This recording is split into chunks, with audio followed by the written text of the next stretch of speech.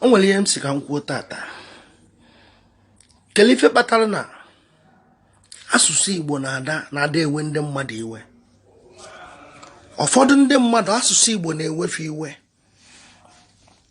O nwere okwu m kwuru one certain time, m kwuru maka ndị mmadụ sụba Igbo mgbe case of Ejike Collins melarize. Nsị ndị mmadụ sụba Igbo na Igbo amaka. Ka m gwa gị eziokwu, ma na-enwere ebe ị ga-eje interview. Ọ bụ na ị mara asụ your local language, asụsụ ebe isi, you will fail the interview.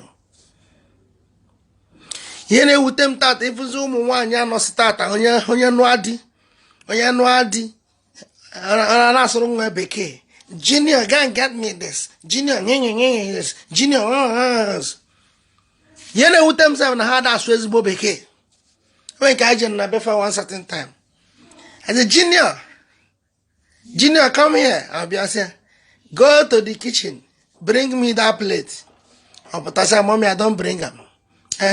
Go to the fridge, bring that juice where they there. Yeah, na swallow the Junior who became kind of broken bottles. Pigeon. I said, Mommy, make her they go. Mommy, my keep her here. Mommy, I don't wash her. I don't wash the plate. Yeah, I don't know. You're became. You know, claim na asụrụ ụmụ gị bekee na ịchọ ha ka ha dị Igbo tiki, yet they don't speak good English. Sụbala ụmụazị Igbo. Nnekwukwe na-ekwusi ike na ihe ka nji wee wolu ndị ofe mmanụ. Onye ofe mmanụ ya amụta nwa na-asụrụ nwa ebefa na-asụkwala ya bekee ahụ. Ya fụ obele nwa ọ na-eje skuulu ọ na-asụ befa na-asụ English. Ọfụ onye be ohunata na eleo ekwujometa o sedada saziewa ya doda fuwa esanuwa Ọlọ́run sanuwa Ọlọ́run amuwa Ọlọ́run ashowa osuwa befa. Ifonu ugwu ọfụ nwanne osia mutumi na inage cheka seranka de sanunde zuwa inakwana oya like isu befa.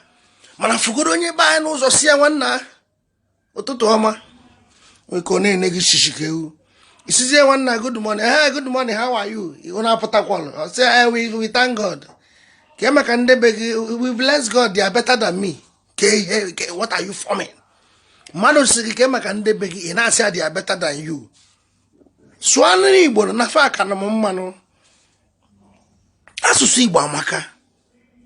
Ije mba iswa Igbo. Inatanu no swa Igbo. Afi Igbo aga efunata n'ụwa.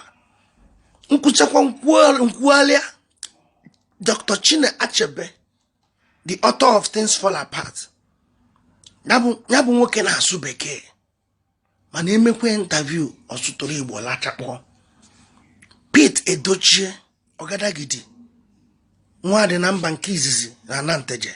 Ọ nọ n'enyi. Ihe ọ na-asụ na bekee adị.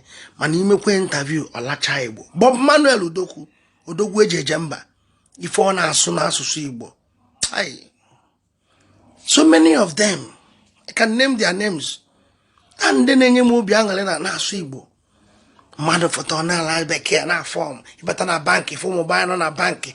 Nagadi wine swallow for Igbo. Faswala ma, what are you saying? Or one negi, I bet one because Cholum big can wear there from one Delma. I said, Ma, please, I'm very busy now. Go to the other side, meet the other staff. Kill Asolaga the wine beke.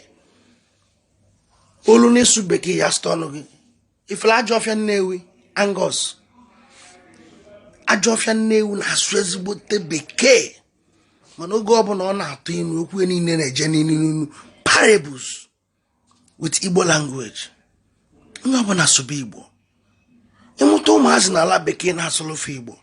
Ọ na-enye nsogbu mgbe ụfọdụ ụmụazị gị nata faya asụ ube anyị a na-akọ n'elu a na-akọ n'ala.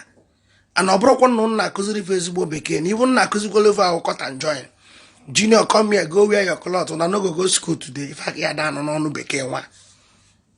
Sụba Igbo maka na asụsụ Igbo amaka. Biko nụ Igbo ndị ọma njeje mba ekene m unu. Ọ ga-adịrị ụmụ Biafra niile na mma. Dụrụ ụmụ IPOB niile na mma. Chukwu okike abịa ma ga-edu anyị. Akwa alịla anyị na-ebesala ya gbasara Biafra ya enwe isi maka na onwe nwoke isi nke onye chiri ya zelo.